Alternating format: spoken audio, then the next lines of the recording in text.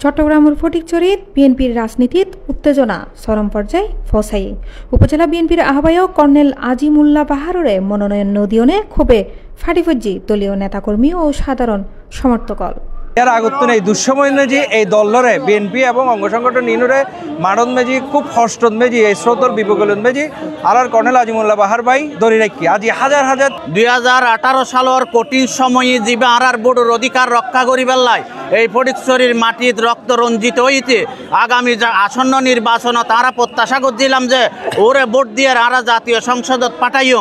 নভেম্বরের 26 তারিখ বাদ মাগরিব নাজিরহাট পৌরসভা বিএনপির কেন্দ্রীয় কার্যালয়ের সামনেতুন শুরু হয় বিশাল এক মশাল মিছিল ও প্রতিবাদ সমাবেশ।